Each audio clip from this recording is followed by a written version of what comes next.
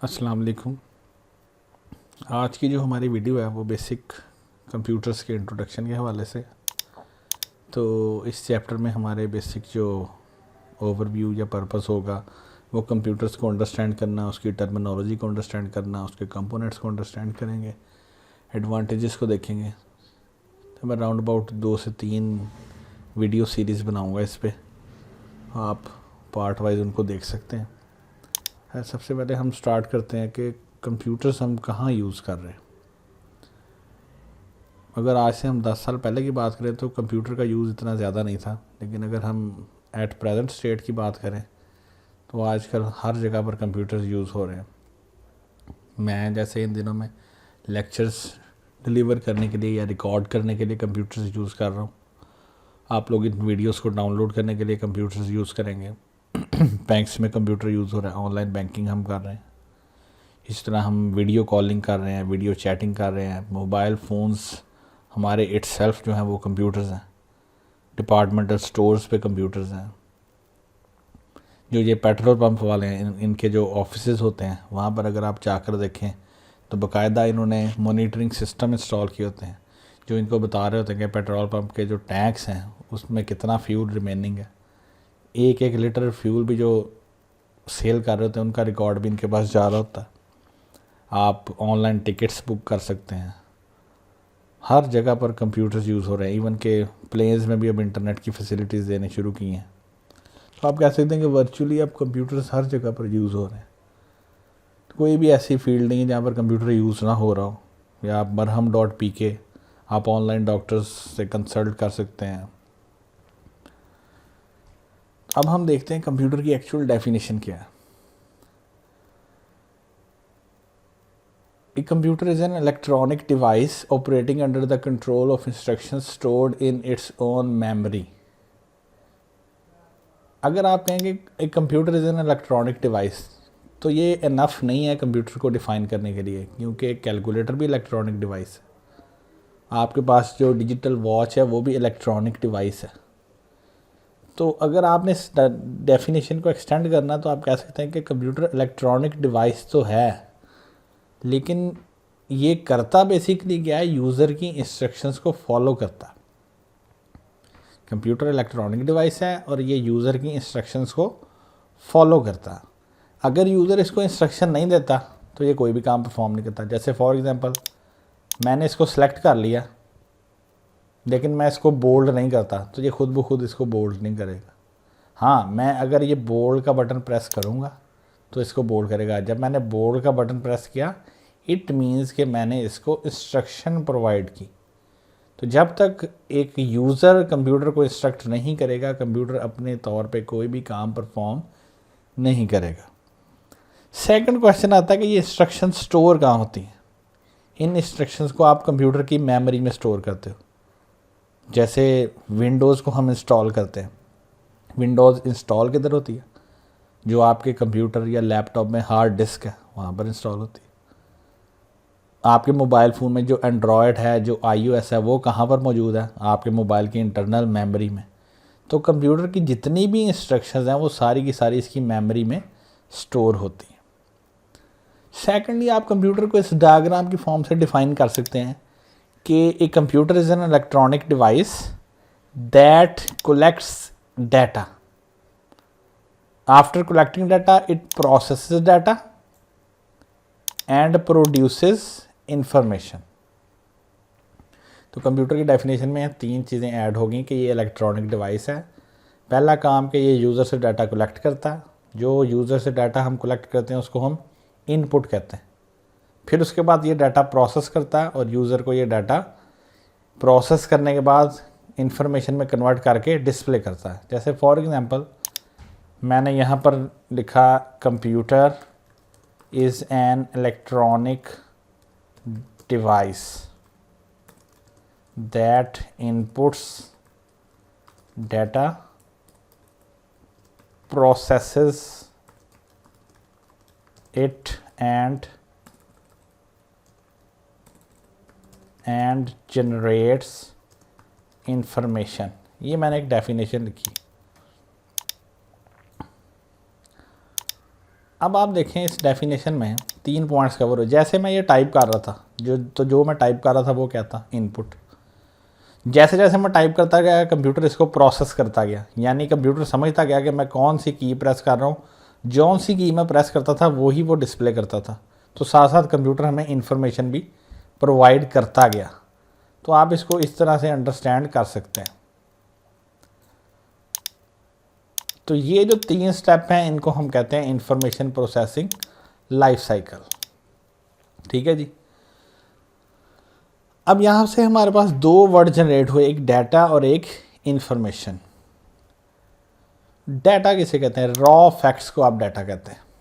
Raw facts का मतलब क्या है कि जिनको हमने प्रोसेस ना किया हो, जो अभी क्रूड फॉर्म में हो। जैसे ऑयल एक्सट्रैक्ट करते हैं ना, तो सबसे पहले ऑयल जो है वो क्रूड फॉर्म में होता है, यानी हम उसको यूज़ डायरेक्टली नहीं कहीं कर सकते, उसको रिफाइनरी में भेजना पड़ता।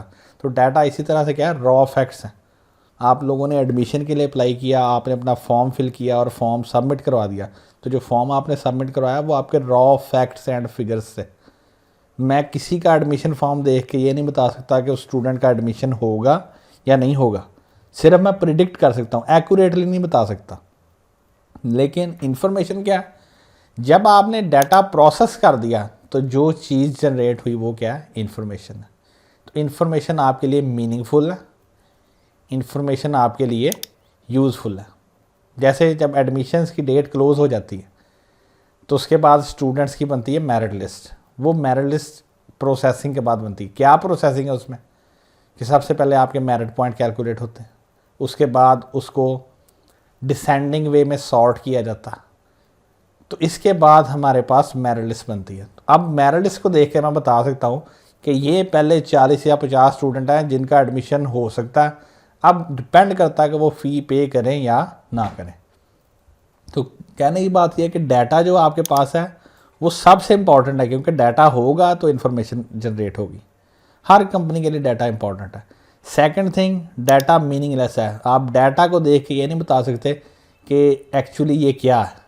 जैसे जो क्रूड ऑयल निकलता है, एक्सट्रैक्ट करते हैं, हम डायरेक्टली उस ऑयल को यूज़ नहीं कर सकते। वो इम्पॉर्टेंट है लेकिन यूज़लेस है फ़िलहाल।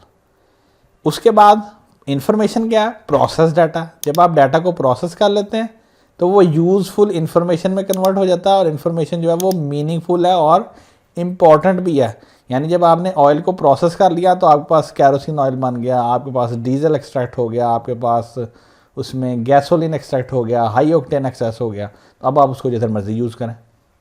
तो इसी तरह एप्लीकेशन फॉर्म पे जो आप फैक्ट्स एंड फिगर्स लिखते हैं वो डाटा, उससे जो मेरिट लिस्ट जनरेट होती है वो आपके पास इन्फॉर्मेशन है। और इन्फॉर्मेशन को हम क्यों यूज़ करते हैं, डिसीजन मेकिंग के लिए। एडमिशन का डिसीजन किस पे बेस करता है, इन्फॉर्मेशन पे।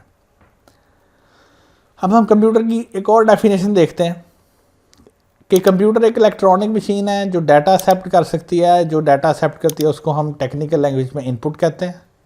उसके बाद इस डाटा को हम मैनिपुलेट कर सकते हैं। मैनिपुलेट का मीनिंग कैलकुलेशंस कर सकते हैं। उनमें सिंपल प्लस माइनस हो, उसमें स्टैटिस्टिकल फार्मूलाज हो, मैथमेटिकल फार्मूलाज हो, कुछ भी हो सकता है। तो ये जो मैनिपुलेशन हम करते हैं इसको हम प्रोसेसिंग कहते हैं। और उसके बाद थर्ड, कंप्यूटर रिजल्ट्स जनरेट करता है, यानी इन्फॉर्मेशन जनरेट करता है। तो जो इन्फॉर्मेशन है वो आपके पास क्या है, आउटपुट है। नेक्स्ट, ये जो डाटा और इन्फॉर्मेशन है ये सारे के सारे हम कंप्यूटर में स्टोर भी करते हैं। तो इसका मतलब कंप्यूटर जो है वो स्टोरेज भी प्रोवाइड करता है। नेक्स्ट, स्टोर करने के बाद हम इनको ईमेल भी कर सकते हैं, हम व्हाट्सएप भी कर सकते हैं। तो इसका मतलब कंप्यूटर कम्युनिकेशन की फैसिलिटी भी प्रोवाइड करता है। तो आप कह सकते हैं कि कंप्यूटर के बेसिक जो हमारे पास हैं वो 5 फंक्शंस हैं। मैं यहाँ पर बल्कि राइट अप भी कर देता हूँ नोटपैड पे, ताकि आपको फर्दर इलेबोरेट हो जाए ये। 5 basic functions of a computer. कौन कौन से फंक्शंस हैं? फर्स्ट फंक्शन हमारे पास है इनपुट, सेकंड हमारे पास है आउटपुट, हमारे पास है प्रोसेसिंग, इनको ऑर्डर में लिख देते हैं। थर्ड हमारे पास है आउटपुट, फोर्थ फंक्शन हमारे पास है स्टोरेज, एंड फिफ्थ फंक्शन है हमारे पास कम्युनिकेशन। तो ये 5 basic functions of computer. Input की आप डेफिनेशन देख रहे हैं, जो भी हम डाटा इनपुट करेंगे वो भी डाटा प्रोवाइड करेंगे वो भी इनपुट है, और जो इंस्ट्रक्शंस प्रोवाइड करेंगे वो भी इनपुट ही। तो हम यहाँ पर लिख देते हैं कि जो डाटा हम प्रोवाइड करते हैं या जो इंस्ट्रक्शन हम प्रोवाइड करते हैं वो दोनों की दोनों क्या हैं, इनपुट हैं। जैसे मैंने यहाँ पर लिखा डाटा और यहाँ पर मैंने लिखा इंस्ट्रक्शन, ये मैंने डाटा इनपुट किया। मैं अगर इनको सेलेक्ट करता हूँ इनको सेलेक्ट करता हूँ और यहाँ से बोल्ड कर देता हूँ, तो ये बोल्ड करना क्या है, इंस्ट्रक्शन है, ये मैंने कमांड दी है, तो ये भी इनपुट है। और जो मैंने ये टाइप किया ये डाटा है, ये भी क्या है, इनपुट है। सेकंड प्रोसेसिंग है, एक्टिविटी ऑफ ऑर्गेनाइजिंग डाटा। तो यहाँ पर आप कैलकुलेट भी लिख सकते हैं कि आपने calculations on data, calculations provide की डाटा पे। आउटपुट क्या है, इंफॉर्मेशन है, जो हमें रिजल्ट्स कंप्यूटर ने दिखाए। स्टोरेज क्या है, आपने फ्लैश ड्राइव पे, आपने डिस्क ड्राइव पे, आपने सीडी ड्राइव पे डाटा स्टोर कर लिया, मोबाइल फ़ोन के मेमोरी कार्ड में स्टोर कर लिया। और कम्युनिकेशन क्या है, कि आपने एक कंप्यूटर से दूसरे कंप्यूटर पे ईमेल की, आपने व्हाट्सएप किया, आपने वॉइस मैसेज सेंड किया, ये सारी की सारी क्या है, कम्युनिकेशन है। तो ये बेसिक 5 फंक्शंस हैं कंप्यूटर के। अच्छा, अगर हम स्टार्ट स्लाइड पर जाएं तो यहाँ पर एक टर्म यूज़ होती है, information processing life cycle. Life cycle आप किसको कहते हैं या साइकिल कहते हैं। इंफॉर्मेशन प्रोसेसिंग क्या चीज़ है, ऐसा प्रोसेस जिसमें हम डाटा को इंफॉर्मेशन में कन्वर्ट करते हैं उसको हम इंफॉर्मेशन प्रोसेसिंग कहते हैं। A process that converts data into information is known as information processing. और इंफॉर्मेशन को प्रोसेस करने के लिए स्टेप्स रिक्वायर हैं। वो स्टेप्स कौन कौन से हैं, इनपुट, उसके बाद प्रोसेसिंग एंड आउटपुट। तो ये इंफॉर्मेशन प्रोसेसिंग लाइफ साइकिल है, ये 3 स्टेप्स जो हैं। लेकिन नो डाउट आप इसमें स्टोरेज एंड कम्युनिकेशन को भी ऐड कर सकते हैं। तो इंफॉर्मेशन प्रोसेसिंग साइकिल में इनपुट, प्रोसेस, आउटपुट, स्टोरेज सब कुछ हो सकता है। यूज़र किसे कहते हैं, जो कंप्यूटर को यूज़ कर रहा है, वो चाहे डाटा इनपुट कर रहा है चाहे इंस्ट्रक्शंस प्रोवाइड कर रहा है, वो यूज़र है। हार्डवेयर किसे कहते हैं, फिजिकल कंपोनेंट्स को हार्डवेयर कहते हैं। जैसे माउस है, एलसीडी स्क्रीन है, कीबोर्ड है, स्कैनर है, उसके बाद आपके पास माइक्रोफोन है, ये सारे के सारे क्या है, हार्डवेयर कंपोनेंट्स। सॉफ्टवेयर किसे कहते हैं, सीरीज ऑफ इंस्ट्रक्शंस, जो इंस्ट्रक्शन मैं प्रोवाइड करता हूँ वो किसी ना किसी सॉफ्टवेयर के थ्रू प्रोवाइड करता हूँ। ये जो मैंने इटैलिक भी किया ना, ये मैंने किसके थ्रू किया, पावर पॉइंट के थ्रू। पावर पॉइंट क्या है, सॉफ्टवेयर। अगर पावर पॉइंट एग्जिस्ट ना करता तो मैं इसको इटैलिक भी ना कर सकता। हम जितना भी जो कंप्यूटर यूज़ कर रहे हैं ये सारा कुछ सॉफ्टवेयर है। ये जितने भी आपको स्क्रीन पर नज़र आ रहे हैं ये सारे के सारे सॉफ्टवेयर हैं। ये फोल्डर जो मैं क्रिएट कर रहा हूँ ये भी किसी सॉफ्टवेयर की वजह से कर रहा हूँ। विंडोज़ बजाते खुद सॉफ्टवेयर है, एंड्रॉयड बजाते खुद सॉफ्टवेयर है। तो अगर आपके मोबाइल फ़ोन में एंड्रॉयड नहीं है तो आप अपने मोबाइल फ़ोन को ऑन ऑफ तो करोगे लेकिन ऑपरेट नहीं करोगे। उसकी वजह क्या है, एक्चुअल वर्किंग करता है हार्डवेयर, लेकिन उससे वर्किंग करवाता कौन है, सॉफ्टवेयर। तो सॉफ्टवेयर ने हार्डवेयर को इंस्ट्रक्शन देनी है तो उसने काम करना है, अदरवाइज हार्डवेयर ने कोई काम नहीं करना। तो आप यहाँ पर लिख दें, software instructs hardware to perform any sort of task. तो ये कुछ जेनेरिक टर्म्स थी। नेक्स्ट आता है कंपोनेंट्स ऑफ कंप्यूटर क्या। नॉर्मली हम हार्डवेयर कंपोनेंट्स की यहाँ पर बात कर रहे हैं, हम हार्डवेयर कंपोनेंट्स की बात कर रहे हैं।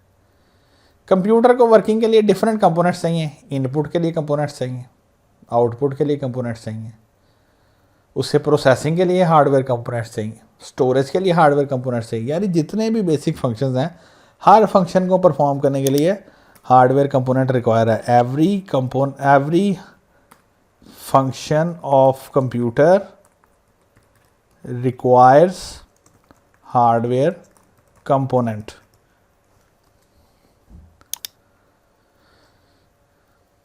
तो जो फिजिकल पार्ट्स हैं या मैकेनिकल पार्ट्स हैं या इलेक्ट्रॉनिक पार्ट्स हैं उनको हम क्या कहते हैं, हार्डवेयर कहते हैं। अब आप कहेंगे कि कंप्यूटर में मैकेनिकल पार्ट्स कौन से होते हैं। अगर आपने कभी सीडी या डीवीडी प्ले करके देखी हो तो वो सीडी या डीवीडी जो है वो घूमती है, स्पिन करती है, तो उसको स्पिन कौन करवाता है, एक मोटर। तो मोटर मैकेनिकल पार्ट है। कंप्यूटर्स में फ़ैन है, फ़ैन क्या करता है, हीट को एक्सट्रैक्ट कर देता है, तो फ़ैन क्या है, मैकेनिकल पार्ट है। तो कंप्यूटर में इलेक्ट्रॉनिक, इलेक्ट्रिकल एंड मैकेनिकल सारे पार्ट्स हैं। तो जैसे मैंने पहले बताया कि हर कंपोनेंट के लिए आपको, हर फंक्शन के लिए आपको कोई ना कोई कंपोनेंट चाहिए। तो इनपुट फंक्शन के लिए आपको जो कंपोनेंट्स चाहिए उनको आप इनपुट डिवाइसेस कहते हैं। तो आपसे कभी डेफिनेशन कोई पूछे कि इनपुट डिवाइसेस कौन सी हैं, तो आप कह सकते हैं कि ऐसी डिवाइसेस जिनके थ्रू हम डाटा इनपुट करते हैं या इंस्ट्रक्शन इनपुट करते हैं। कीबोर्ड के थ्रू मैं क्या करता हूँ, टाइप करता हूँ।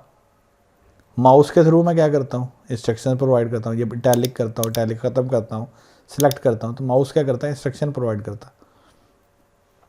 सेकंड, आउटपुट का फंक्शन परफॉर्म करवाने के लिए आपको आउटपुट डिवाइसेस चाहिए, जैसे एलसीडी, जैसे आपको स्पीकर से वॉइस सुनाई देती, जैसे प्रिंटर से आपको पेज मिल रहा, ये आउटपुट डिवाइसेस हैं। इसी तरह इसको हम सिंप्लीफाई कर लेते हैं। प्रोसेसिंग के लिए हमें प्रोसेसिंग डिवाइसेस चाहिए। अब ये प्रोसेसिंग डिवाइसेस कहाँ पर होती हैं, सिस्टम यूनिट में। प्रोसेसिंग डिवाइसेस कहाँ पर होती हैं, सिस्टम यूनिट में। सिस्टम यूनिट क्या चीज़ है, दो टर्म्स बहुत वाइडली यूज होती हैं, एक सिस्टम यूनिट और एक टर्म सीपीयू। बाज़ लोग इनको कहते हैं कि ये सेम है, लेकिन एक्चुअली ये टर्म्स सेम नहीं है, ये टर्म्स डिफरेंट है। आप यहाँ पर लिख लें कि both these terms are different. अब क्यों डिफरेंट है, सिस्टम यूनिट किसे कहते हैं, अगर आप किसी कंप्यूटर को देखें तो उसके साथ आपको एक बॉक्स सा नज़र आता है जो या तो टेबल पर हॉरिजॉन्टल है या वर्टिकल है। उस बॉक्स में सारे के सारे कंप्यूटर के कंपोनेंट्स लगे होते हैं, उस बॉक्स को हम सिस्टम यूनिट कहते हैं।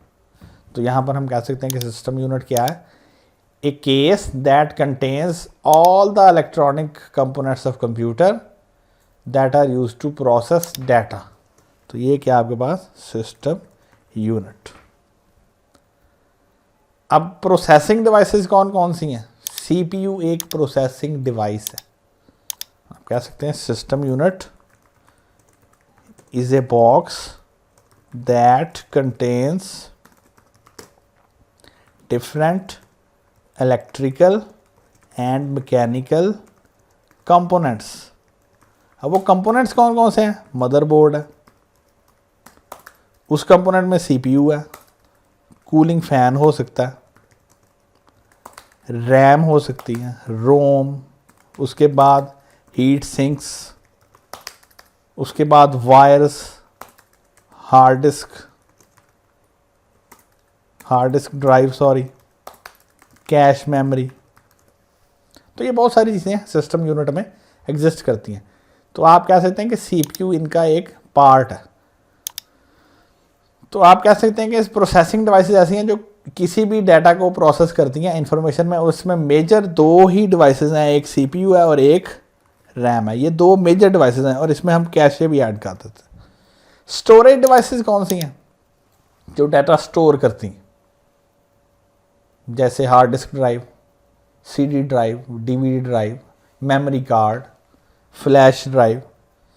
कम्युनिकेशन डिवाइसेस कौन सी हैं, जो कम्युनिकेशन करने के काम आती हैं। इसमें हम कह सकते हैं मॉडेम है, उसके बाद ईथरनेट है या लैन कार्ड है, LAN card, local area network card. तो जब भी आपको कम्युनिकेशन की ज़रूरत पेश आती है आप कम्युनिकेशन डिवाइसेस को यूज़ करते हैं। ये आपके सामने एक डायग्राम है, इसमें ये आउटपुट डिवाइस है, प्रिंटर, स्कैनर इनपुट डिवाइस है, ये मेमोरी कार्ड जो है ये स्टोरेज डिवाइस है, USB flash drive storage device है, ये बॉक्स जो है ना ये सिस्टम यूनिट है, ये सिस्टम यूनिट है। ये वेब कैम जो है इनपुट डिवाइस है, LCD स्क्रीन आउटपुट डिवाइस है, मॉडेम जो है कम्युनिकेशन डिवाइस है, external hard drive storage device है, माइक्रोफोन इनपुट डिवाइस है, कीबोर्ड माउस इनपुट डिवाइस है, स्पीकर आउटपुट डिवाइस है। तो ये आप डायग्राम यहाँ से देख सकते हैं। ये एक और डायग्राम है, डिजिटल कैमरा इनपुट डिवाइस है। ठीक है जी। एडवांटेजेस क्या है कंप्यूटर के,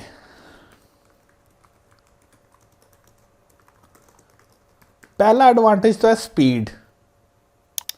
स्पीड कैसे एक एडवांटेज है कंप्यूटर का। मेरे पास सपोज़ एक अटेंडेंस रजिस्टर है और मैं आपको कहता हूँ कि हर स्टूडेंट की टोटल नंबर ऑफ़ प्रेजेंट और एब्सेंट काउंट करें, तो उसमें आपको अगर 30 से 40 स्टूडेंट हैं तो आराम से आपको काउंट करते हुए आधा घंटा लग सकता है। लेकिन अगर यही अटेंडेंस रजिस्टर मेरे पास कंप्यूटराइज फॉर्म में, तो विद इन सेकेंड मैं कैलकुलेट कर लूँगा। जस्ट मैं एक कमांड उसको प्रोवाइड करूँगा और वो मुझे बता देगा कि इसमें कितनी प्रेजेंट है और कितनी एब्सेंट है। तो कंप्यूटर जो है वो स्पीड से काम करते हैं। अगर आप किसी डिपार्टमेंटल स्टोर पर भी जाएं तो वहाँ पर देखें कोई बड़े स्टोर हैं जैसे इम्तियाज़ है या अल्फता है या मेट्रो स्टोर है, वहाँ पर वो चीज़ों को स्कैन करते जाते हैं और ऑटोमेटिकली बिल बनता जाता है, ऑटोमेटिकली प्लस होता जाता है, टैक्स डिडक्ट होता जाता है। लेकिन अगर किसी हम किराने की दुकान पर जाएँ तो वहाँ पर ऐसा नहीं होता। वहाँ पर वो हर चीज़ की प्राइस देखता है, फिर उसको लिखता है, फिर बाद में उनको एडअप करता है। तो कंप्यूटर जो है वो स्पीड से काम करते हैं। सेकेंड एडवांटेज है रिलायबिलिटी। एक कंप्यूटर रिलायबल है।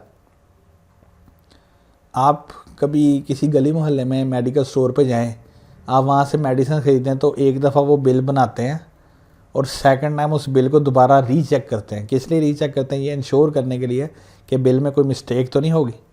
लेकिन अगर आप किसी अच्छी फार्मेसी, केयर फार्मेसी पे जाएं तो वहाँ पर जैसे ही बिल जनरेट हो जाता है कोई बॉदर भी नहीं करता उसका टोटल चेक करना, सिर्फ मेडिसिन चेक करते हैं कि जो बिल पे मेडिसिन है क्या वही पैक हुई है।